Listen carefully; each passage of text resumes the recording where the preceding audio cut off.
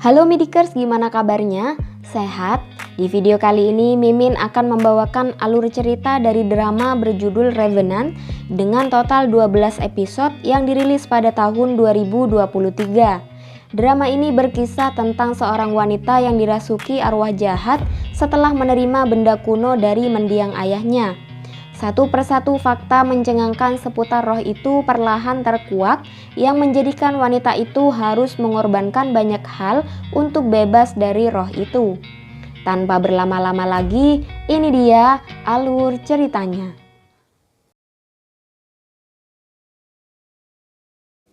Scene dibuka dengan diperlihatkan sebuah rumah bernama Hwajeonje, di mana seorang bernama Gangmo sedang ketakutan melihat bayangan seram dan memasang jimat di sekeliling kamarnya. Mendengar suara sang ibu dari luar, ia pun membuka pintu dan ternyata bayangan itu telah berubah wujud seperti Gangmo dan membunuhnya. Di tempat lain, seorang wanita bernama Sanyong terlihat lelah dan frustasi dengan kehidupannya. Tak jauh dari sana, seorang profesor Volkrov, semacam ahli budaya bernama Yom Hae-sang yang memiliki indera keenam melihat bayangan dari dalam sungai. Merasa tahu apa yang akan terjadi, ia pun lari ke jembatan dan bayangan itu mengarah pada seseorang yang membuatnya bunuh diri dan tak sempat ia selamatkan. Tak lama Sanyong mendapatkan kabar dari ibunya bahwa seluruh tabungannya telah digasak habis oleh seorang penipu. Di tempat lain, Profesor Yu mendapat surat dari Gangmo yang sama sekali tidak ia kenal secara pribadi untuk menjaga putrinya yaitu Sanyong jika Gangmo sampai meninggal. Sementara itu Sanyong dan ibunya berusaha tetap tegar dan merelakan kasus penipuan itu demi kebaikan sang ibu yang menderita penyakit jantung. Tak lama si ibu mendapatkan telepon dan langsung bergegas mengajak Sanyong pergi. Di jalan ibunya menceritakan bahwa dulu mereka bercerai saat usia Sanyong 5 tahun. Padahal sejak dulu yang Sanyong tahu, sang ayah telah meninggal karena kecelakaan. Namun ternyata sang ayah baru meninggal saat ini dan saat ini mereka akan pergi ke rumah sang ayah untuk berduka. Sampailah mereka di Hwajeonje disambut oleh nenek Sanyong. Sebelum pergi, Sanyong mendapatkan hiasan rambut kuno yang merupakan wasiat dari sang ayah. Seakan memiliki kenangan kelam, sang ibu langsung meminta Sanyong untuk membuang benda itu. Saat perjalanan pulang, Sanyong tak sengaja bertemu dengan Profesor Yom, di mana ia melihat bayangan menyeramkan menempel pada diri Sanyong. Merasa ada yang janggal, Profesor Yom pun berusaha mencari informasi lebih lanjut tentang kematian Gangmo, dan disinilah kita baru tahu bahwa Profesor Yom telah lama mengkaji penelitian Gangmo yang juga Profesor Volkrov yang membahas tentang hiasan giok itu. Keesokan harinya sebuah bayangan terlihat bangkit dari tubuh Sanyong, di mana bayangan itu langsung meneror pelaku penipuan Sanyong dan lalu membunuhnya secara sadis. Kembali pada Sanyong yang merasa ada yang aneh dengan laptopnya, namun tanpa menghiraukan, ia pun pergi bekerja. Di tengah jalan ia mendapatkan pesan dari Profesor Yom untuk menghubunginya. Dan sesampainya di tempat tujuan, Sanyong tak sengaja bertemu Profesor Yom untuk sebuah penelitian.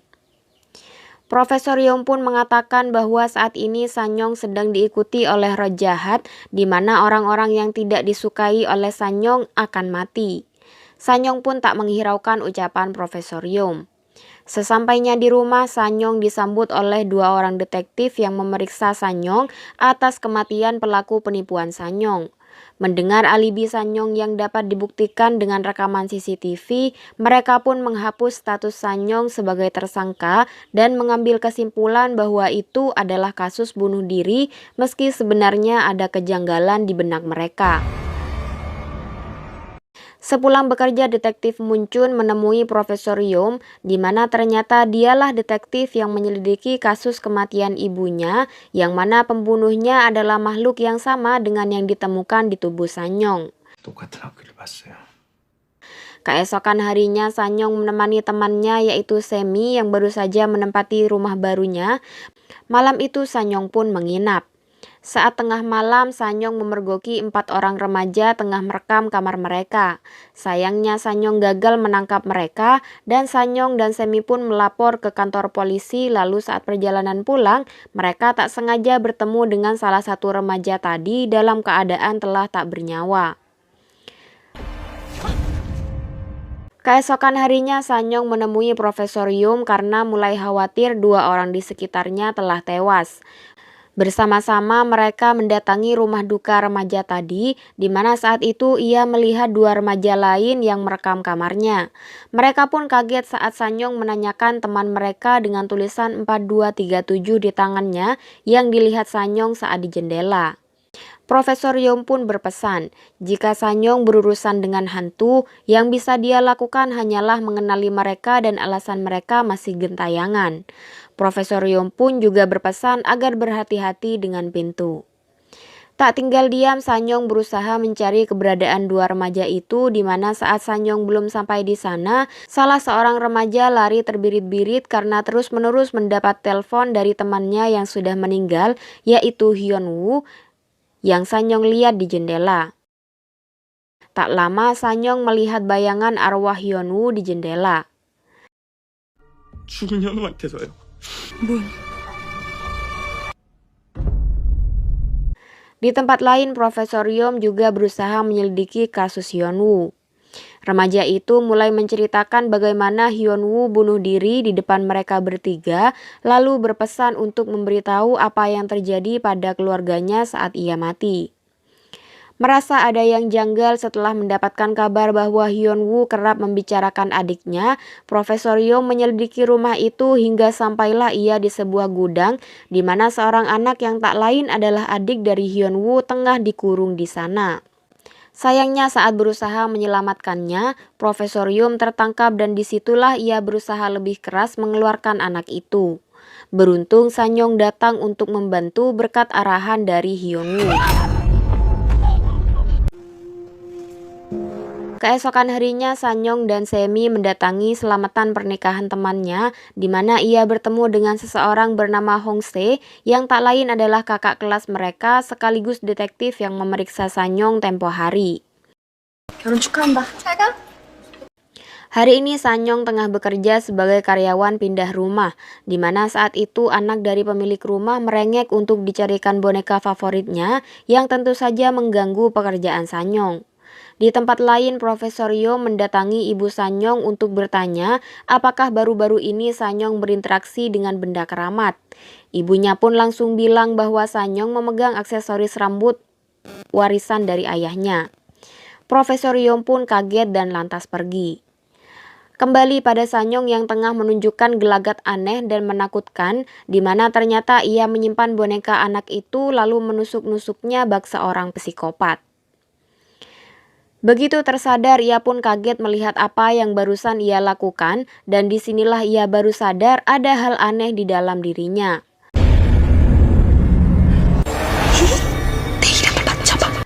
Di tempat lain, Profesor Yo melihat hiasan rambut giok yang dibicarakan oleh ibu Sanyong. Tak lama nenek Sanyong meninggalkan Profesor Yo ke depan, yang ternyata Sanyong datang, dan disinilah nenek Sanyong tiba-tiba bunuh diri dan terjadi kebakaran secara misterius di rumah itu. Sesaat setelah polisi pergi, tiba-tiba Sanyong kehilangan kesadaran, namun beruntung Profesor Yo datang di waktu yang tepat dan menyelamatkan Sanyong. Melihat luka di leher dan pergelangan nenek Sanyong, detektif Muncun menyadari ada yang janggal karena tidak sedikit kasus dengan pola yang sama seperti kasus nenek Sanyong. Bersama detektif Hong Se, mereka pun memutuskan untuk menyelidiki kasus tersebut. Saat ini Sanyong berada di rumah Profesor Yom. Ia mulai menceritakan secara detail tentang bagaimana Profesor Yom tertarik dengan penelitian ayah Sanyong tentang giok itu.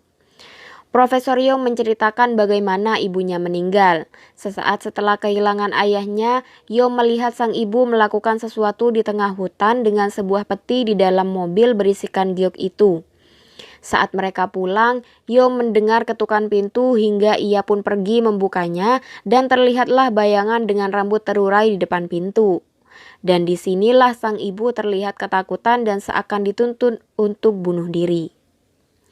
Namun meski telah melakukan penelitian bertahun-tahun, Profesor Yeo masih belum menemukan asal-usul roh jahat yang membunuh ibunya dan sedang menempel pada Sanyong saat ini. Seakan mendapat angin segar, ternyata Sanyong sempat melihat isi buku di meja itu yang ternyata berisi sebuah peta. Berdasarkan ingatan Sanyong, peta itu menuju sebuah tempat bernama Jangjinri. 이명 총남에 언급된 장진은 모두 Lalu kita dibawa menuju Jangjinri di tahun 58, di mana sekelompok wanita berkumpul dengan seorang dukun yang membawa aksesoris giok itu. Lalu keesokan harinya,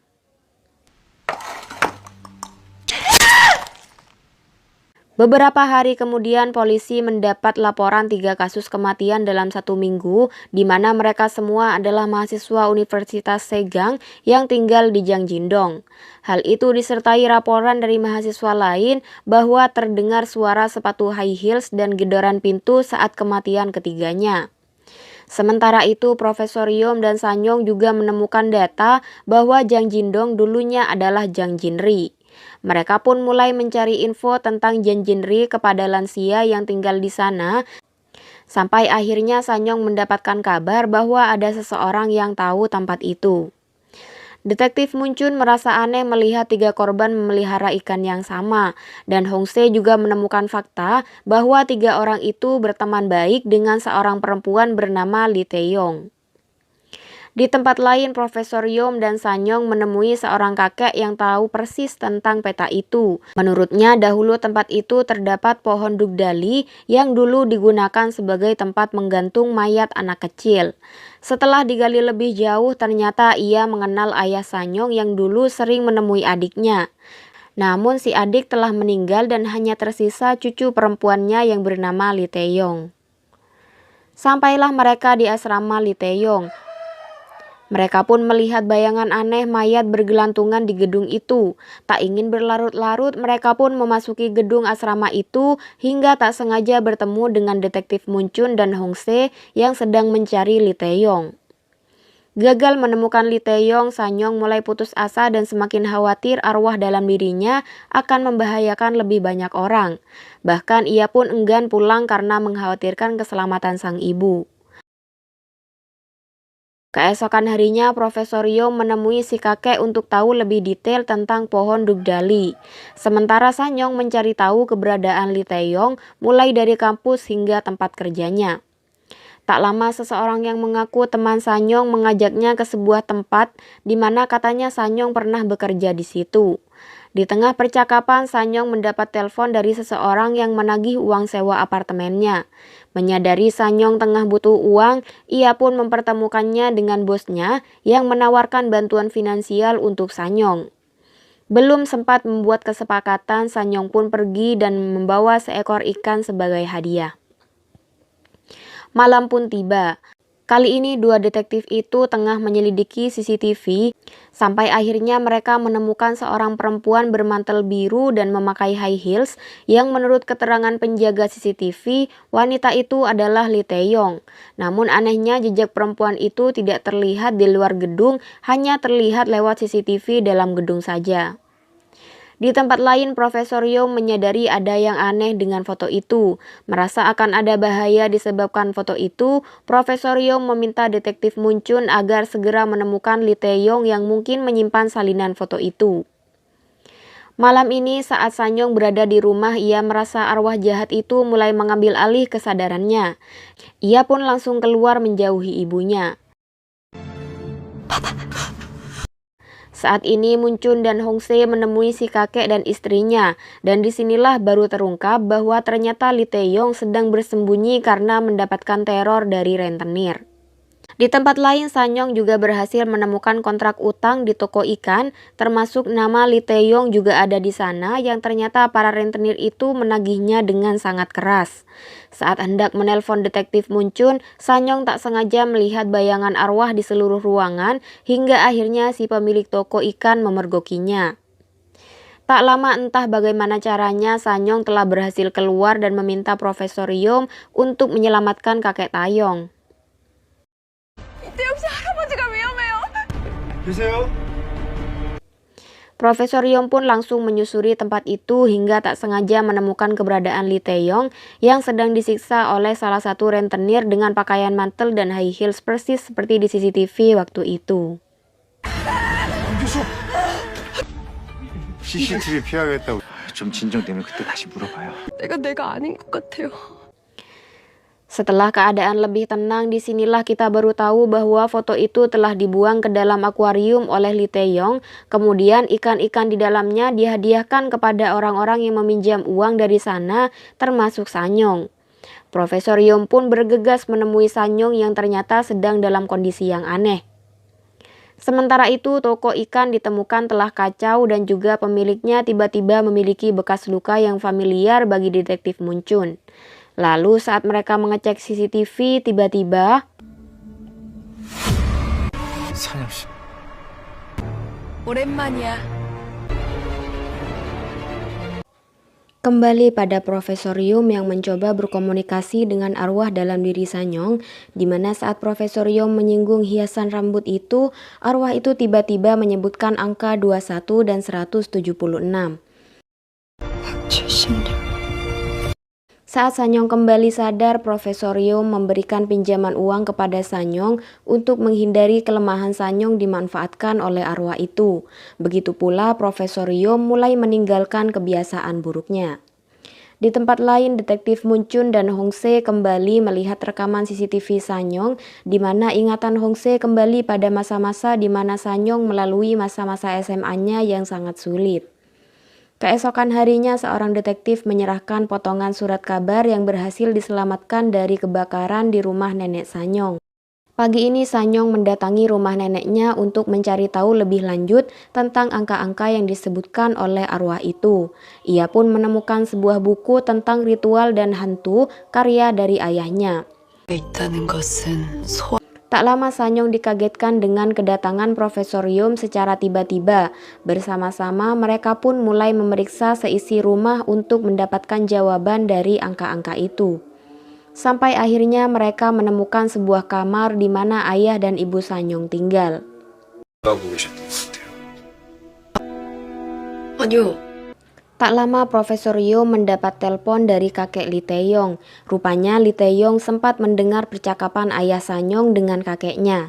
Waktu itu ayah Sanyong berusaha mencari informasi tentang seorang anak perempuan yang hilang bernama Lee Mok-dan dalam sebuah potongan koran. Merasa familiar dengan nama itu, menurut kakek Lee, Mok-dan adalah anak yang hilang karena diculik sekitar tahun 1958. Profesor Yum dan Sanyong berusaha mencari informasi lebih jelas dengan meneliti seluruh arsip koran yang terbit sekitar tahun 1958. Di tempat lain, detektif Moon Chun juga penasaran dengan potongan koran dari rumah nenek Sanyong. Ia pun menemui seorang detektif senior yang menurutnya anak hilang di koran itu akhirnya ditemukan dalam keadaan sangat kelaparan dengan jari yang terpotong. Kembali pada Sanyong yang telah berhasil menemukan berita tentang kasus seorang dukun menculik dan membunuh anak perempuan untuk ritual Yome dan memotong jarinya untuk persembahan dewa. Yome adalah ritual menggunakan boneka jerami atau membuat seorang remaja kelaparan hingga mati dan menjadi hantu. Yom mencurigai Lee Mok-dan adalah korban dari ritual itu, dan ternyata hal itu dijelaskan dalam buku karya ayah Sanyong di dalam halaman 21 dan 176. Dari situlah mereka menemukan ayah Sanyong menulis ritual boneka jerami di Baekchaegol. Keesokan harinya, Profesor Yum dan Sanyong berangkat ke Baekchaegol. Desa Baekchaegol dihuni oleh para lansia yang hari ini sedang menyiapkan ritual boneka jerami yang biasa dilaksanakan setiap tahun. Tibalah Profesor Yum yang langsung disambut oleh masyarakat yang telah mengenalnya sejak lama. Tanpa basa-basi, mereka pun menonton video ritual boneka jerami yang biasa dilakukan untuk mengusir roh gentayangan. Di tempat lain, detektif Moon Chun dan Hong Se mendatangi rumah jurnalis yang menulis berita di koran itu yang ternyata telah meninggal saat berita itu diterbitkan dengan luka di leher dan tangan persis seperti korban sebelumnya. Saat Sanyong mulai berbaur dengan orang-orang, salah satu dari mereka mengingat ayah Sanyong yang dulu menikah dengan seorang gadis dari desa itu. Dengan kata lain, ibu Sanyong adalah penduduk asli desa itu. Sesaat setelah bercerita, ia pun tiba-tiba mati secara misterius. Dan disinilah Sanyong dan Profesor Yum menyadari ada banyak arwah gentayangan yang membahayakan penduduk di daerah itu. Mendengar itu, kepala desa pun heran karena mereka telah melakukan ritual boneka jerami secara rutin. Betapa kagetnya mereka saat tahu boneka jerami telah hilang. Merasa akan terjadi bahaya, Profesor Yum mencoba mencari boneka jerami itu di rumah penduduk. Setibanya di rumah seorang nenek bernama Ibu Park, Profesor Yum melihatnya tengah duduk bersama arwah yang tak lain adalah arwah anaknya yang telah lama ia rindukan. Dan disinilah kita baru tahu bahwa ternyata dialah yang mencuri dan membakar boneka jerami yang bisa menghilangkan arwah putrinya untuk selamanya. Profesor Yum pun menyadari bahwa Bu Park menggunakan jangsen, semacam penunjuk arah dan memanggil semua arwah untuk berkumpul di tempat itu demi bertemu putrinya. Profesor Yum menyalakan suara ritual yang cukup mengganggu para arwah hingga akhirnya ia menemukan jangsen yang digunakan oleh Bu Park yang membawa para arwah terjebak di daerah itu. Sementara itu, Sanyong yang tengah dikejar oleh arwah gentayangan tak sengaja melihat arwah sang ayah yaitu Gangmo. Meski sempat dihalangi oleh Ibu Park, Profesor Yum akhirnya berhasil merobohkan jangsen sehingga semua arwah di tempat itu menghilang. Namun sebelum itu arwah Gangmo mengatakan bahwa itu bukan perbuatannya.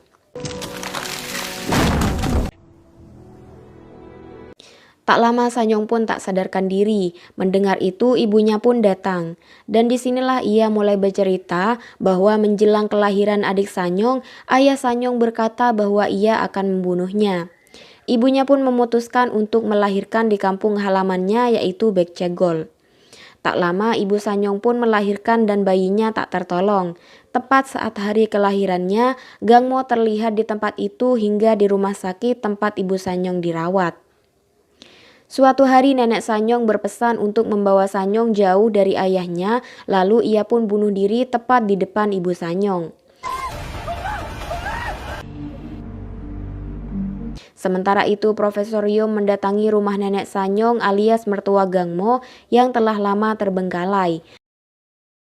Di tempat lain, Detektif Muncun dan Hongse tengah memeriksa gudang berkas di kantor polisi. Mereka pun menemukan beberapa kasus bunuh diri yang semuanya berkaitan dengan Profesor Gangmo dan semuanya meninggal dengan cara yang sama yaitu gantung diri dan lebam di tangannya. Kali ini Ibu Sanyong mulai tenang dan bercerita bahwa sebenarnya ayah Sanyong adalah orang yang baik. Lalu tiba-tiba Ibu Sanyong menjadi ketakutan saat mengingat ucapan sang suami bahwa anak kedua di Jiang Jinri selalu mati. Dari penilaian Gu Gangmo, Profesor Yum menyimpulkan bahwa Gu Gangmo bukan hanya ahli folklore, melainkan juga dirasuki arwah jahat itu. Tak lama Detektif Muncun datang memberitahu Profesor Yum tentang kasus yang baru saja ia temukan. Profesor Yum tak sengaja melihat wasiat Gangmo untuk memberikan hiasan rambut itu kepada Sanyong. Namun anehnya adalah isi wasiat dan surat yang diberikan pada Profesor Yum sama-sama bertinta merah yang dihindari oleh semua orang apalagi ahli folklore karena dipercaya akan membawa sial. Profesor Yum pun menduga bahwa ini adalah ulah arwah jahat itu. 목각상자 안에 등기를 드릴 테니까 오늘은 Tak lama Sanyong datang menceritakan bahwa ayahnya pernah bilang di desa Jiang Jinri, masyarakat membangkitkan hantu remaja untuk mencegah bencana dan anak itu harus anak kedua. Sanyong berasumsi bahwa Mogdan adalah korban dari ritual itu. Sesaat sebelum pergi, Sanyong menunjukkan gelagat aneh seakan telah dirasuki arwah itu. Ia bahkan tidak bisa melihat arwah remaja yang selalu menemani Profesor Yum. 경찰 아저씨는 뭐래요? Malam pun tiba. Semi menghubungi Sanyong untuk datang di acara pesta temannya. Tak jauh dari sana, seorang perempuan yang menikmati makanannya saat ini sedang ketakutan di toilet dan nampaknya sesuatu terjadi kepadanya. Tak lama Sanyong datang dengan penampilan yang berbeda dan tentu saja saat ini Sanyong bukanlah dirinya sendiri. Ia sedang dikuasai oleh arwah jahat itu. Hongse yang juga ada di sana menyadari sikap Sanyong yang berbeda. Ia pun mulai berulah bahkan dengan temannya sendiri yaitu Semi. 면 그렇게 합격한 거 떠벌려.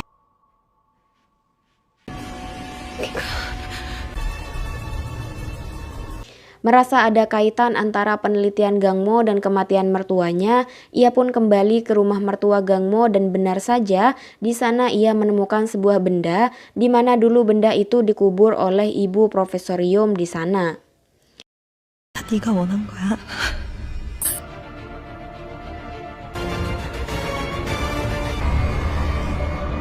Tak jauh dari tempat pesta berlangsung, seorang karyawan hotel menemukan perempuan tadi tergeletak tak bernyawa.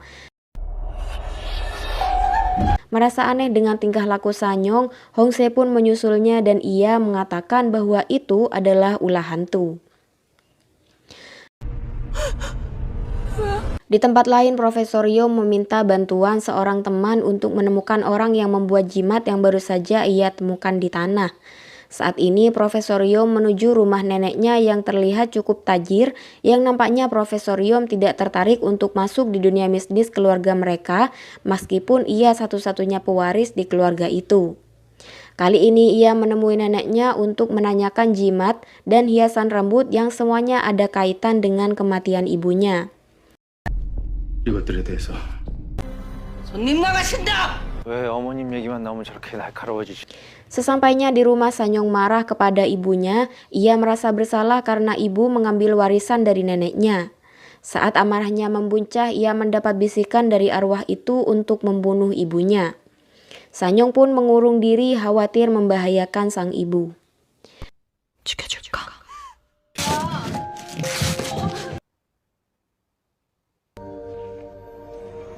Pagi ini Yom Hae-sang masih terus meneliti tentang kaitan dari semua yang terjadi, ditemani arwah remaja yang terus mengkhawatirkan keselamatan Profesor Yom. Tak lama Sanyong datang dan mengembalikan uang Profesor Yom yang ia habiskan malam itu tanpa bercerita apapun. Disinilah kita baru tahu bahwa arwah yang bersama Profesor Yom adalah anak dari salah satu kolega nenek Profesor Yom, yaitu Kim Chi-won, yang saat ini sedang diminta memantau pergerakan Profesor Yom. Sementara itu, Detektif Munchun dan Hongse tengah adu mulut karena Hongse menentang perintah Detektif Munchun, hingga akhirnya Detektif Munchun memutuskan untuk menyelidiki kasus mereka tanpa bantuan Hongse. Lalu Hongse tak sengaja melihat kasus kematian seseorang di hotel yang didatangi Hongse waktu itu. Namun meski tahu sesuatu, Hongse tetap tutup mulut dan menyelidiki kasus itu sendiri. Di tempat lain, Sanyong memilih untuk tinggal sementara di rumah ayahnya seorang diri. Tak lama Sanyong mendapatkan bisikan untuk mencari sesuatu di meja rias laci ketiga. Dan benar saja, Sanyong berhasil menemukan album berisi klise foto, di mana salah satunya berisi tentang alam hantu lapar. Dan disinilah kita diperlihatkan bahwa tas wanita yang mati di hotel ada pada Semi. Melihat tas itu berada di meja teman-temannya malam itu, Hongse pun berasumsi bahwa pelakunya adalah salah satu dari temannya. Merasa belum mendapatkan jawaban, Hongse mencoba menyelidiki kasus dengan pola yang sama yang ternyata cukup banyak ia temukan dengan kondisi mayat yang seluruhnya pembuluh darah di matanya pecah. Sebelum itu ia sempat bertemu Profesor Yom, di mana ia mengatakan bahwa itu adalah ulah hantu lapar yang selalu menginginkan milik orang lain. Keesokan harinya Sanyong mendatangi Profesor Yom, di mana kebetulan ada Hongse juga di sana. Lalu mereka pun membahas kematian wanita itu. Namun saat melihat foto-foto mereka malam itu, Sanyong menyadari Yeonjung dan Semi tidak ada di sana. Khawatir Semi dalam bahaya, Sanyong pun bergegas untuk mencarinya. Berniat melakukan investigasi dengan lebih rasional, Hongse menemui detektif yang menyelidiki kasus serupa. Dan disinilah kita baru tahu bahwa semua korban memiliki benda berharga yang hilang dari mereka. Hari ini dengan membawa tas milik wanita itu, Semi bertemu dengan Yeonjung untuk meminjam baju. Kembali pada Hongse yang menemukan salah satu korban yang tidak kehilangan apapun, namun ternyata ia menjadwalkan pernikahan di sebuah tempat mewah, dan saat ia mati, Yeonjung menggantikan tanggal wanita itu lalu melangsungkan pernikahan di sana. Sementara itu Sanyong lega karena berhasil menemukan Semi. Lalu tak lama ia menemukan keberadaan Yeonjung, di mana hantu lapar itu tengah berusaha membunuh seorang wanita. Beruntung Sanyong datang tepat waktu dan berhasil menyadarkan Yeonjung. Tak tahan dengan kondisinya, Yeonjung pun bunuh diri. Di tempat lain, detektif yang menangani kasus kematian di toilet menemukan fakta bahwa Hong-se tahu sesuatu tentang kasus itu, namun enggan membantu mereka. Di tempat lain, Sanyong dan Profesor Yom tengah mengawasi Yeonjung yang berhasil diselamatkan. Lalu saat perjalanan pulang, Profesor Yom mendapat kabar bahwa temannya berhasil menemukan orang yang membuat jimat yang dikubur oleh ibunya malam itu. Kembali pada Sanyong, kali ini ia menerima foto-foto dari klise yang ia temukan di rumah ayahnya, dan saat itu ia menemukan foto seorang remaja yang sempat ia lihat arwahnya di rumah Profesor Yom. Tanpa pikir panjang, Sanyong pun mendatangi rumah Profesor Yom dan bertemu arwah itu.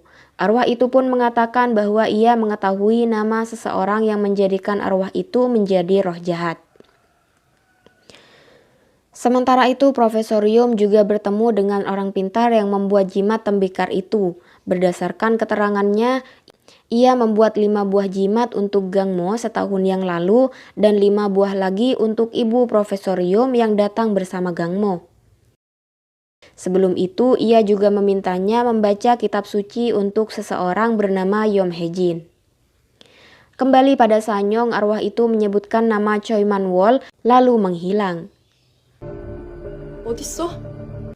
Sanyong pun tak sengaja menyentuh jimat tembikar yang ada di ruang Profesor Yom hingga ia melihat bayangan sebuah tempat asing. Di tempat lain, detektif Moon Chun tak sengaja menemukan berkas kasus penculikan oleh Choi Man-wol. Di waktu itu pula, Sanyong mencari tahu identitas arwah di rumah Profesor Yom. Arwah itu dahulu dibawa oleh ayahnya untuk tinggal di rumah nenek Profesor Yom hingga ia berteman baik dengannya. Namun di samping itu, semasa hidupnya ia diikuti oleh arwah hantu lapar sehingga ia cenderung terobsesi dengan sesuatu yang belum ia miliki.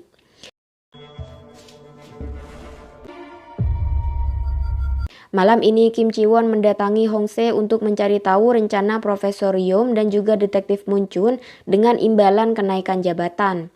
Tak jauh dari sana, Profesor Yom menceritakan informasi yang ia dapat dari orang pintar tadi. Profesor Yom yang menyodorkan berkas tentang kematian Lee Mok-dan di mana tersangka dari kasus itu adalah seorang dukun bernama Choi Man-wol karena seluruh bukti mengarah padanya.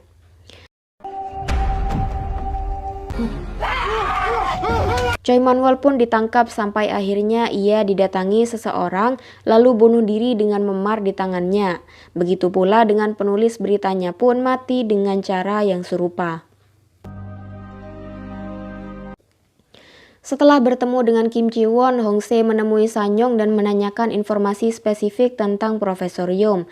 Sanyong pun setuju membantu jika Hong-se mau membantunya mencari informasi tentang arwah remaja yang ia temui tadi.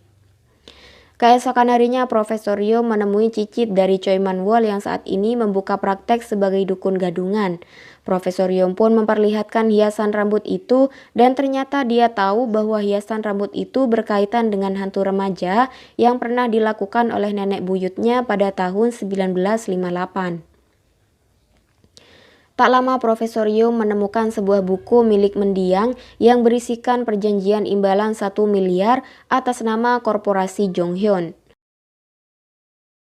Sementara itu, Hong-se berhasil menemukan informasi beberapa kasus kematian dengan kondisi mata merah terjadi di sekolah arwah tersebut. Sanyong pun menepati janji dan menceritakan bagaimana dirinya dan Profesor Yom memburu arwah jahat yang sama. Mereka berdua pun berangkat ke sekolah tempat arwah itu dulunya bersekolah. Sanyong pun tahu bahwa arwah itu bernama Ujin yang meninggal akibat kecelakaan mobil. Sanyong mencoba menghubungi nomor yang tertera di biodata Ujin, di mana panggilan itu tersambung kepada nenek Profesor Yom yang langsung berteriak histeris mendengar nama Choi Man-wol disebutkan. Saat ini Profesor Yom kaget melihat bahwa CEO dari perusahaan yang ia temukan di buku dukun itu bernama Yom Seung-ok yang tak lain adalah kakek dari Profesor Yom sendiri. Sanyong tak kalah kaget mengetahui bahwa yang baru saja ia hubungi adalah nenek Profesor Yom. Lalu di jalan detektif Munchun mendapatkan fakta bahwa detektif yang menangani kasus Choi Man-wol diberhentikan dan menurutnya mereka mendapatkan suap. Hong-se menceritakan apa yang ia tahu tentang keluarga Yom, yaitu perusahaan yang bernama Korporasi Jonghyun yang saat ini dikenal dengan Jonghyun Capital, di mana pemimpinnya saat ini adalah nenek dari Profesor Yom. Perusahaan itu selalu berjaya dan sejak dulu semua orang yang menjadi hambatan bagi perusahaan itu selalu berakhir bunuh diri. Saat melihat secara seksama, Sanyong melihat bahwa kakek Profesor Yom diangkat bersamaan dengan terjadinya ritual Yome, yaitu hantu remaja pada tahun 1958. Sanyong juga melihat kesamaan foto dengan penglihatannya beberapa waktu lalu. Hingga tak lama penglihatan Sanyong pun kabur. Ia seakan dituntut oleh Lee Mok-dan kecil, di mana dukun Choi Man-wol mengajaknya ke suatu tempat. Sementara Profesor Yom menemui neneknya mempertanyakan segala hal tentang Lee Mok-dan dan Choi Man-wol, serta perjanjian imbalan yang dijanjikan perusahaan untuk Choi Man-wol. Dan ternyata tuduhan Profesor Yom benar adanya. Keluarganya telah membangkitkan hantu remaja dengan mengorbankan Lee Mok-dan untuk kesuksesan keluarganya, di mana arwah itu akan merasuki setiap kepala keluarga di generasi penerus mereka. Ritual itu pun juga diperlihatkan kepada Sanyong yang ternyata sejak tadi dituntun ke rumah nenek Profesor Yom oleh arwah itu. Saat ini Profesor Yom begitu hancur mengetahui fakta tersebut. Lalu kita dibawa menuju peristiwa di mana Ujin sempat melihat profil Choi Man-wol di meja nenek Profesor Yom. Lalu tak lama Gang Mo datang. Ia tak sengaja bertemu dengan ibu Profesor Yom yang sedang berusaha mati-matian agar arwah jahat itu tidak merasuki anaknya, yaitu Profesor Yom. Melihat itu, Gang Mo pun tertarik untuk memiliki arwah tersebut. Kembali pada Profesor Yom yang merasa putus asa hingga didekati oleh bayangan hitam. Khawatir membahayakan Profesor Yom, Ujin pun menghalau bayangan itu hingga terpental ke sungai. Sementara itu Sanyong yang mulai mengetahui kisah arwah yang merasukinya, yaitu Lee Mok-dan, mulai merasa iba dan berniat membantunya pergi ke tempat yang seharusnya. Namun tak lama Sanyong pun mendapatkan teror dari arwah itu. Arwah itu berkata bahwa Sanyong akan menginginkannya sama seperti ayahnya. Saat ini Hong-se meminta maaf kepada detektif Munchun lalu mengatakan bahwa ia diminta memata-matai detektif Munchun oleh orang suruhan Jonghyun Capital yang setelah diselidiki, Hong-se menemukan fakta bahwa Jonghyun Capital telah memakan banyak korban dengan memar di tangannya. Mereka pun mulai mengkaji kasus secara runtut mulai dari kasus Lee Mok-dan, kasus kematian yang berkaitan dengan Jonghyun Capital, Gu Gang Mo hingga Sanyong, di mana semuanya memiliki memar di pergelangan tangan. Hong-se yang menyaksikan pertengkaran Sanyong dan Profesor Yom sempat mendengar bahwa keluarga Profesor Yom menjadi kaya raya karena membunuh seorang remaja untuk dijadikan hantu remaja. Pagi ini Sanyong divonis mengidap penyakit mata yang akan menyebabkan buta permanen dalam beberapa tahun ke depan. Dokter itu ternyata juga menangani ayah Sanyong yang divonis mengidap penyakit yang sama pada tahun 1999. Namun dokter itu heran melihat ayah Sanyong setahun lalu terlihat baik-baik saja. Mendengar itu Sanyong pun mengerti bahwa ayahnya memanfaatkan roh jahat untuk memulihkan penglihatannya. Sepulang dari sana, Sanyong menemui ibunya. Ia memilih memanfaatkan uang warisan dari neneknya untuk mendirikan kafe untuk ibunya. Sanyong pun lanjut menemui Semi dan membawanya ke Hwayeonje untuk merayakan kelulusannya sebagai PNS. Setelah itu, Sanyong pun mulai berpikir bahwa ia akan membutuhkan arwah itu untuk kesembuhan penyakitnya. Keesokan harinya, Profesor Yom terlihat melakukan ritual Jangsen untuk memanggil arwah Gu Gang Mo. Di tempat lain, detektif Munchun mendatangi seorang teman lamanya yaitu Pak Jung untuk memulihkan berkas kasus Lee Mok-dan dan Choi Man-wol. Sementara itu, Hong-se bergerak mendatangi seorang di mana ayahnya yang tak lain adalah rival bisnis ayah Profesor Yom tewas bunuh diri dengan memar di pergelangan tangannya. Sementara itu, Sanyong mendatangi kuil tempat foto arwah itu diambil. Tak lama Kepala Desa Baikcagol menelpon. Ia mengabarkan bahwa Profesor Yom tak sadarkan diri di depan Jangsen. Saat ini kondisi Profesor Yom sangat mengkhawatirkan.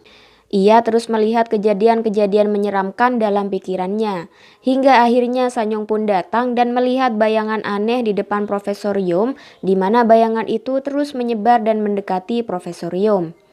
Sanyong pun membawa Profesor Yom pergi menuju arah timur tempat matahari terbit. Sanyong berusaha sekuat tenaga mengusir kegelapan dengan membawa Profesor Yom menuju cahaya matahari tersebut.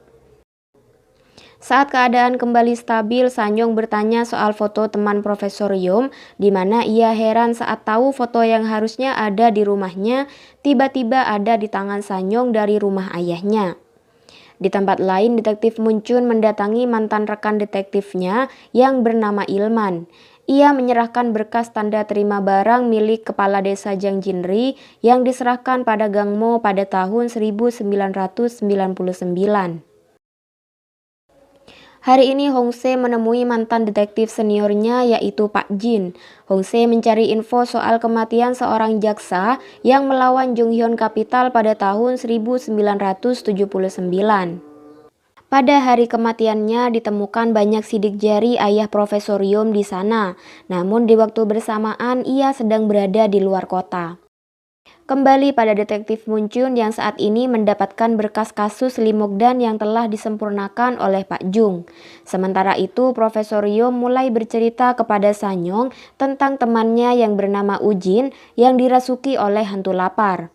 Profesor Yom berusaha memberitahu Ujin tentang hal itu dan berusaha membuktikannya dengan memotret Ujin di depan lukisan hantu lapar, di mana mata Ujin akan terlihat merah di sana. Lalu Profesor Yom tak sengaja melihat poster waduk di mana Profesor Yom teringat bahwa salah satu korban Gang Mo tewas di daerah itu.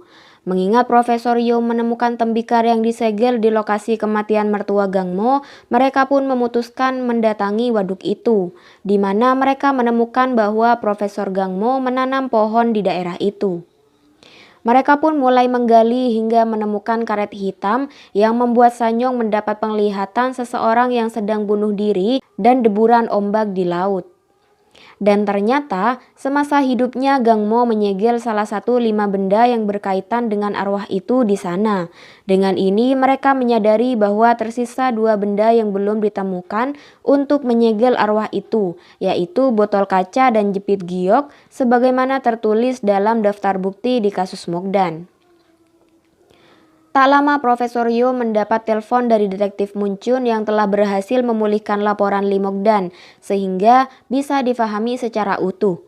Lalu Sanyong tiba-tiba mendapat penglihatan bahwa arwah jahat itu tengah menuju tempat di mana Detektif Muncun berada. Profesor Yo memperingatkan agar Detektif Muncun tidak membuka pintu apapun yang terjadi sampai akhirnya arwah itu menyamar dengan suara Profesor Yo hingga Hongse membuka pintunya. Dan arwah itu langsung menyerang Detektif Muncun yang dapat dilihat oleh Sanyong dari tempat lain. Sebelum itu Muncun mengatakan bahwa Profesor Yom benar, lalu kemudian ia melompat dan mati. Melihat kejadian itu, arwah jahat itu pun langsung merasuki Sanyong dan pergi bersenang-senang hingga larut malam. Keesokan harinya Sanyong kaget begitu terbangun di samping ibunya dan tidak mengingat apapun yang terjadi semalam. Sementara itu, kesaksian Hongse yang melihat Sanyong sebelum insiden Detektif Muncun tertolak karena tak terlihat di CCTV. Sanyong yang merasa bersalah atas kematian Detektif Muncun menemui Hongse untuk menyerahkan diri, namun ditolak olehnya karena tidak ada bukti. Kali ini Hongse mendampingi prosesi pemakaman Detektif Muncun. Hongse yang begitu putus asa bahkan meminta Profesor Yom menyampaikan permintaan maafnya kepada Detektif Muncun. Selepas melayat, Profesor Yom mendatangi apartemen Detektif Muncun, lalu ingatannya kembali pada saat ibunya baru saja meninggal, di mana hanya Detektif Muncun yang datang untuk menghiburnya. Keesokan harinya Hongse mendatangi Profesor Yom yang mulai menempati rumah detektif Munchun. Berkat pesan terakhir detektif Munchun, Hongse mulai mempercayai Profesor Yom bahwa semua itu adalah ulah arwah yang jahat yang saat ini tengah menempel pada Sanyong, di mana korbannya telah mencapai 17 orang sejak kasus Limokdan. Menyadari bahwa Munchun memegang berkas sebelum melompat, Profesor Yong menyadari bahwa arwah itu ingin menyembunyikan berkas yang didapat oleh Munchun. Hongse langsung menemui Pak Jung di mana ia memberikan informasi bahwa berkas yang dibawa oleh Munchun darinya berisi data pribadi seorang korban. Selain itu, Ilman juga menyerahkan salinan berkas yang didapatkan Munchun darinya tempo hari. Keesokan harinya di Huawonje, Sanyong melihat rumahnya begitu kotor. Sanyong pun mengikuti jejak noda itu hingga ia menemukan sebuah lemari. Sementara itu, Profesor Yo mendatangi rumah Sanyong lalu menemukan Sanyong dalam kondisi yang aneh. Profesor Yo pun langsung bertanya apa yang Sanyong lihat saat Munchun terbunuh. Tepat di saat itu, Sanyong mendapat bisikan dari arwah itu, jika Sanyong memberitahunya maka Profesor Yo akan dibunuh. Sanyong pun mengurungkan niatnya dan berniat menyelidikinya sendiri. Begitu Profesor Yom berbalik, ia menyadari rumah Sanyong sangat berantakan dengan lukisan bulan memenuhi benda-benda di sana, dan lukisan itulah yang ditemukan Sanyong di dalam lemari. Sanyong pun mulai berpikir keras tentang berkas yang ia lihat sebelum kematian Munchun. Ia pun berusaha mendapatkan petunjuk di rumah itu. Di tempat lain, Hongse menemui ibu Sanyong untuk menanyakan beberapa hal terkait suaminya, namun sayangnya ia tidak mendapat info apapun. Lalu Hongse menanyakan tentang Sanyong yang membuat ibunya khawatir. Kembali pada Sanyong yang berhasil menemukan sebuah kotak berisi beberapa benda, termasuk di dalamnya buku manajemen Jiang Jinri, di mana di dalamnya terdapat kwitansi pembayaran senilai 5 miliar atas nama korporasi Jonghyun pada 7 Juni yang bertepatan dengan ritual penciptaan hantu remaja. Sanyong pun sadar bahwa 5 miliar itu adalah harga nyawa Mokdan yang diserahkan kepada seluruh penduduk desa. Sanyong berinisiatif untuk mendatangi teman-teman ayahnya, berharap mendapatkan info yang dapat membantunya. Kali ini Profesor Yo menyelidiki korban Gangmo, yaitu pustakawan bernama Chesorin yang sempat bertemu Gangmo sebelum kematiannya. Menurut temannya, di malam kematian Chesorin, ia sempat merobek sebuah buku yang ditulis oleh Shin Seungju, seorang guru SMP di Jiangjin yang meninggal secara tidak wajar. Sementara itu, Sanyong mendatangi salah seorang teman ayahnya di sebuah pondokan yang ternyata dibuntuti oleh Hongse.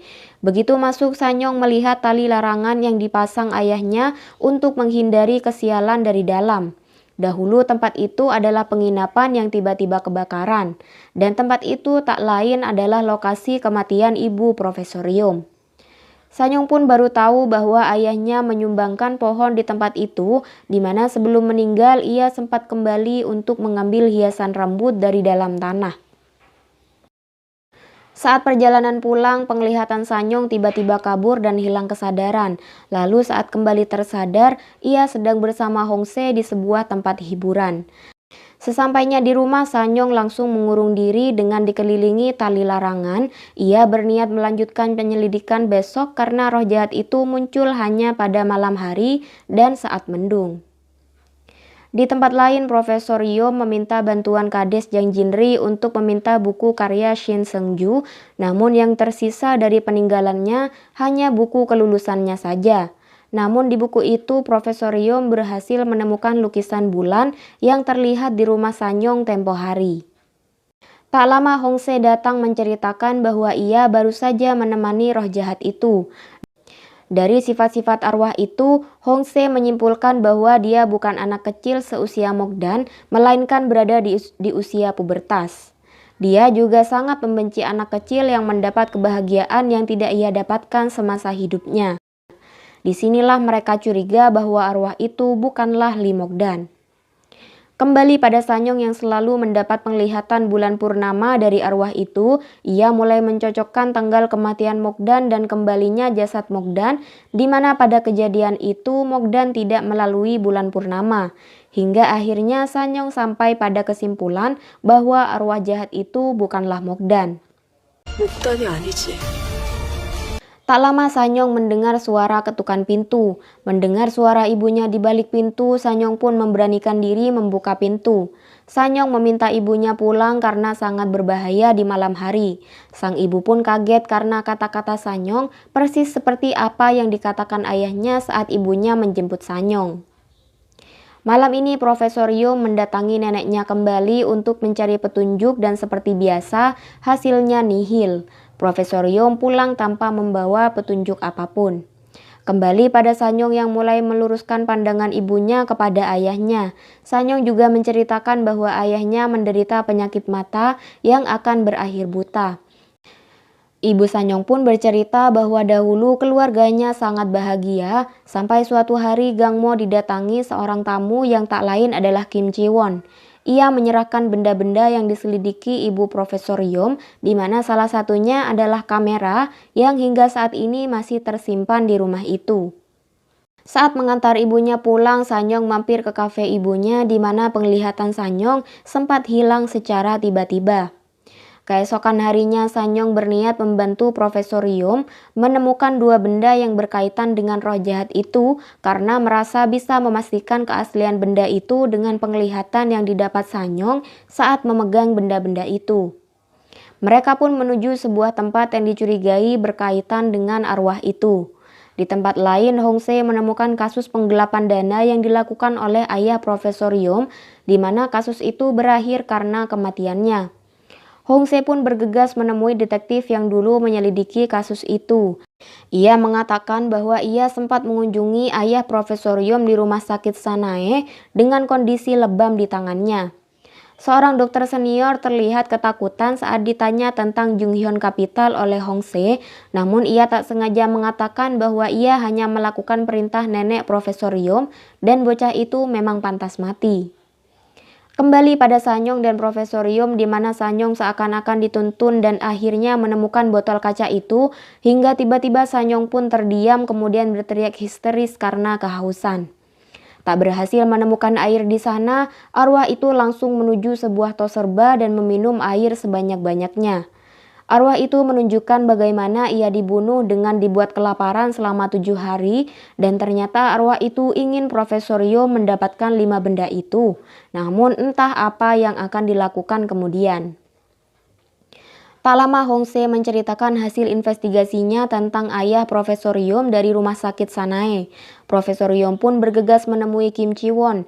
Ia menunjukkan rekaman percakapan Hong Se dengan dokter senior di rumah sakit Sanae, di mana ternyata anak dari Kim Ji-won yaitu Ujin dibunuh oleh nenek Profesor Yum di rumah sakit itu karena sebelumnya Ujin sempat melihat tentang Choi Man-wol dan mendengar percakapan Gang Mo di ruangan neneknya. Kim Ji-won juga mulai menceritakan tentang ayah Profesor Yum yang tidak pernah keluar di saat malam karena selalu terjadi hal aneh di malam hari. Ayah Profesor Yum juga sempat mengancam akan membunuh ibu Profesor Yum. Kim Ji-won juga sempat mendengar ayah Profesor Yum memohon kepada nenek Profesor Yum untuk menyingkirkan arwah itu dari dalam dirinya karena telah membunuh ibu Profesor Yum. Ayah Profesor Yum pun meminta catatan yang diberikan Choi Man-wol untuk mengusir arwah itu, di mana jika nama atau 5 bendanya sampai keliru, yang mengusir roh jahat itu akan mati. Nenek Yum pun akhirnya memberikan catatan palsu kepada ayahnya hingga ia dibunuh secara perlahan oleh arwah itu. Di tempat lain, Hong Se menemui Sanyong yang saat ini mengaku tak enak badan. Hong Se pun memilih pergi, namun sebelum itu, Hong Se memergoki Sanyong saat ini tidak dapat melihat. Sanyong pun terpaksa menceritakan penyakitnya kepada Hong Se dan Sanyong membutuhkan arwah itu untuk kesembuhannya. Hong Se pun mengatakan bahwa detektif yang ia kenal melaporkan Sanyong telah menandatangani asuransi jiwa atas nama ibunya. Dengan kata lain, jika ibu Sanyong mati, Sanyong akan dapat banyak uang. Sadar bahwa ibunya adalah target arwah itu selanjutnya, Sanyong pun histeris. Sanyong memilih untuk kembali bekerja sama dengan Profesor Yum dan Hong Se untuk menyingkirkan roh jahat itu. Sanyong mulai menceritakan apa yang ia lihat di kertas yang dipegang Muncun sebelum meninggal, di mana kertas itu terdapat kartu keluarga yang dicurigai milik Mogdan. Mereka pun berasumsi bahwa yang menjadi roh jahat bukanlah Mogdan, melainkan kakaknya yang saat itu tengah duduk di bangku SMP.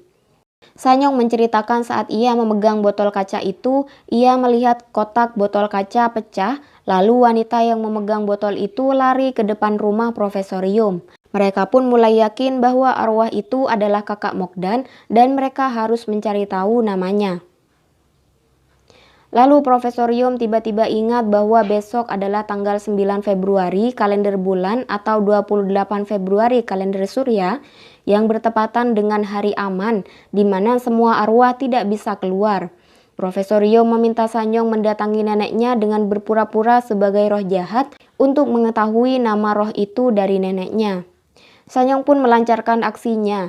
Ia berpura-pura meminta izin untuk membunuh cucunya yaitu Profesor Yom. Ia pun tak keberatan karena ternyata suami dan anaknya terbunuh akibat ulahnya.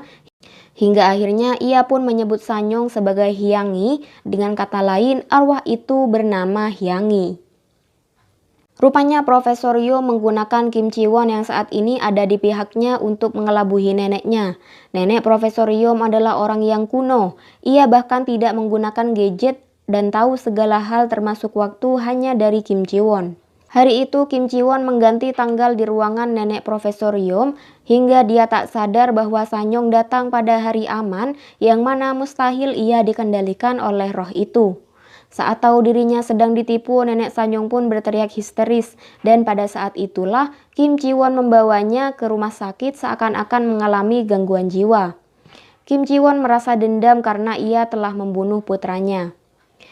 Meski mereka telah tahu nama asli arwah itu, Profesor Yom melarang Hongse bertindak karena hari aman akan segera berakhir.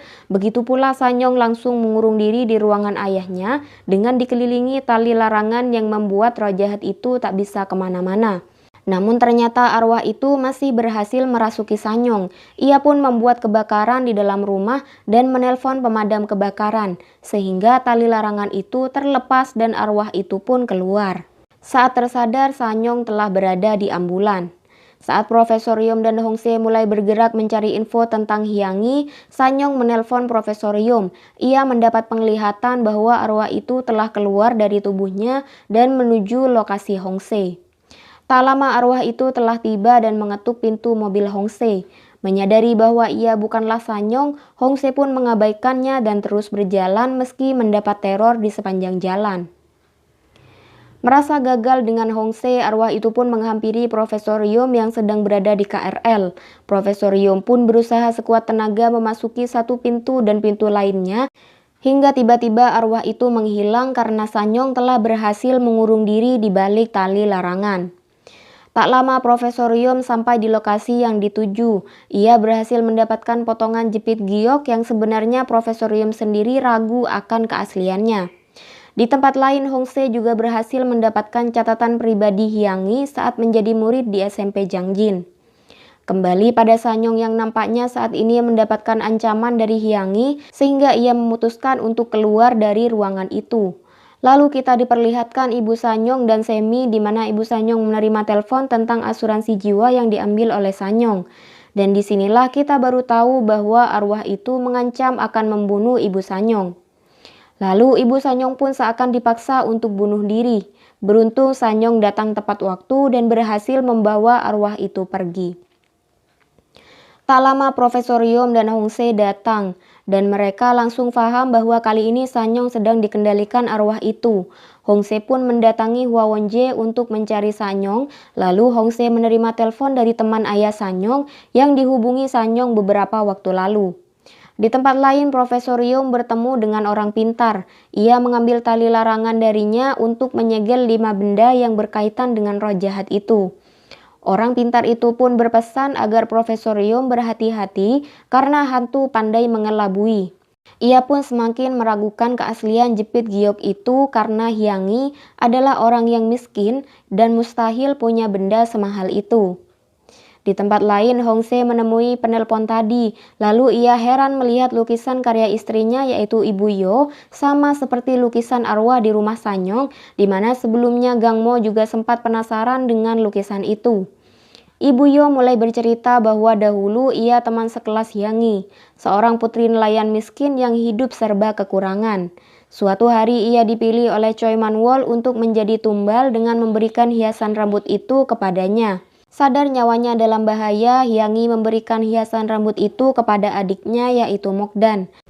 Dan sejak saat itu Mokdan menghilang, di mana tiba-tiba seluruh masyarakat desa malam itu berpesta besar-besaran dan Hyangi melihat tumpukan uang yang begitu banyak di rumahnya.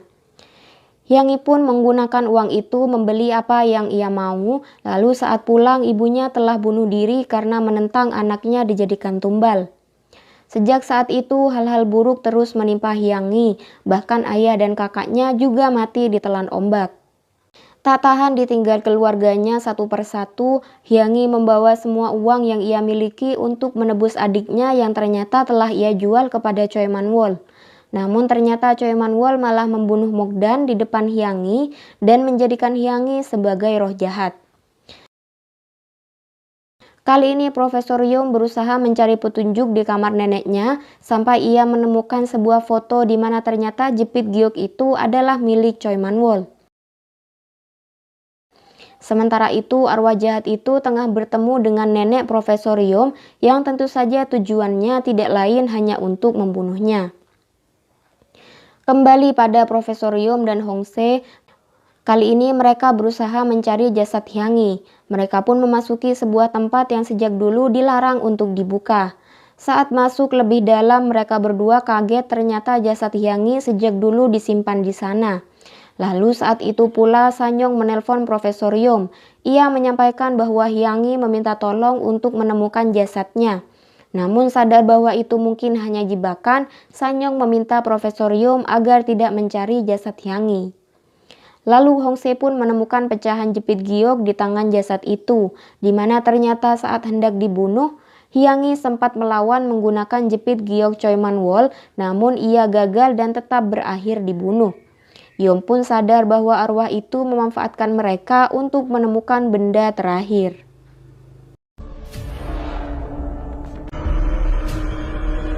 Profesor Yom pun mengkhawatirkan Sanyong yang saat ini tengah menemui ibunya. Tak lama Profesor Yom dan Hongse menyusul Sanyong. Melihat bayangan arwah itu tak terlihat, Profesor Yom semakin curiga karena tidak mungkin arwah itu menyerah dan pergi dengan mudah, apalagi 5 benda itu belum disegel. Setelah mengantar Sanyong dan ibunya pulang, Profesor Yom dikabari bahwa neneknya telah tiada. Hongse juga mendapatkan fakta bahwa nenek Profesor Yom bunuh diri dengan Sanyong bersamanya. Keesokan harinya Sanyong menunjukkan gelagat aneh dengan mengambil semua foto yang terpajang di rumahnya. Meski Sanyong selalu memperlakukan ibunya dengan baik, kali ini ibu Sanyong menyadari bahwa wanita itu bukanlah Sanyong. Di tempat lain, Profesor Yom mulai menyegel benda-benda itu satu persatu. Sementara itu, jiwa Sanyong saat ini tengah terjebak di sebuah tempat aneh di mana ia diteror oleh perempuan-perempuan misterius. Pagi ini Hongse membuntuti Sanyong yang sedang memperhatikan toko perhiasan, lalu ia mendatangi toko bunga dan bengkel mobil. Lalu Hongse dibuat kaget saat Sanyong tiba-tiba berada di sampingnya.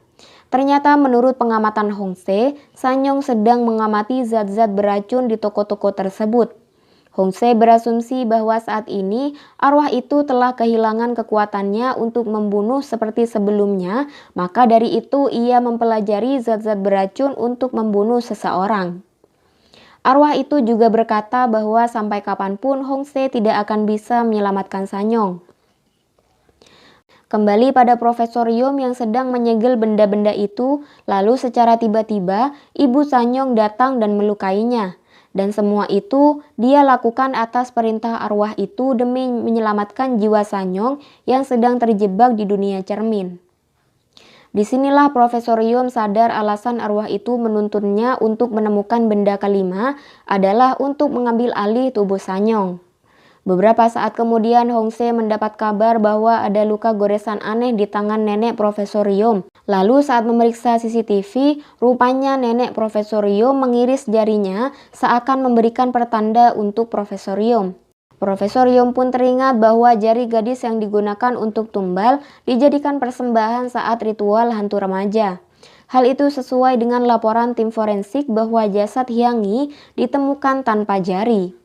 Mereka berdua pun bergegas mencari jari itu yang kemungkinan besar disimpan di dalam rumah oleh nenek Profesor Yom. Di tempat lain, demi menyelamatkan Sanyong, ibunya memberitahu bahwa kali ini Profesor Yom dan Hongse tengah mencari jari Hyang-yi. Lalu Hyang-yi pun memberikan minuman beracun kepadanya. Tak lama Hongse mendapat pesan dari ibu Sanyong bahwa Hyang-yi sedang berusaha membunuhnya. Curiga itu adalah ulah Hyang-yi, Profesor Yom pun tetap di tempat. Usai memancing mereka berdua ke rumah Sanyong, Hyang-yi yang sejak awal tahu di mana jarinya disimpan, lantas menuju rumah nenek Profesor Yom dan mengambilnya. Lalu tiba-tiba Profesor Yom masuk sementara Hongse juga berhasil menyelamatkan ibu Sanyong. Profesor Yom pun merebut jari itu dari tangan Hyang-yi dan berusaha melenyapkan arwah Hyang-yi dengan membakar jari itu. Lalu di saat itu pula Hyang-yi mencoba mengancam membunuh tubuh Sanyong, di mana jika hal itu terjadi Sanyong tidak akan pernah bisa kembali. Saat Profesor Yom lengah, keadaan pun berbalik. Hyang-yi telah berhasil melukai tubuh Profesor Yom. Tak lama saat Hyang-yi berusaha keluar, kakinya tiba-tiba tidak bisa bergerak, lalu bayangan Sanyong pun terlihat di dalam cermin. Di dunia cermin ternyata Sanyong berhasil melawan ketakutannya. Ia juga memiliki tekad yang kuat untuk melanjutkan hidup dan lebih menghargai hidupnya. Hingga akhirnya ia pun berhasil keluar dari jebakan dunia cermin. Perlahan Sanyong berhasil mengambil alih tubuhnya dari Hyang-yi dan akhirnya ia pun berhasil membakar jari Hyang-yi dengan tangannya sendiri.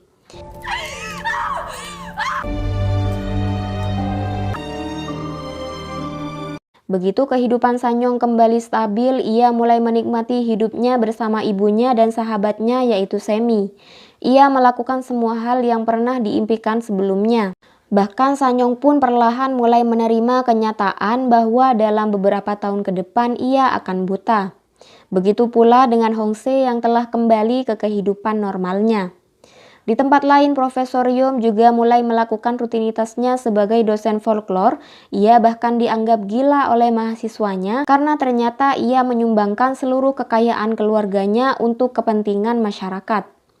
Keesokan harinya, Profesor Yom mengajak Sanyong melihat festival kembang api yang dilakukan setiap tahun untuk mengusir roh berbahaya dan menuntun para arwah ke tempat yang baik. Saat menikmati pesta kembang api, penglihatan Sanyong tiba-tiba menghilang. Namun saat ini keadaannya berbeda, karena Sanyong telah belajar menerima kondisinya itu.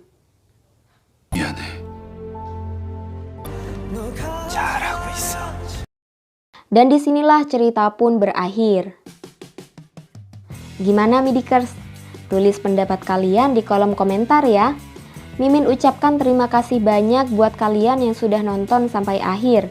Saksikan terus video-video terbaru dari Movie Addict. Mimin pamit undur diri dan sampai jumpa di video selanjutnya. Bye-bye.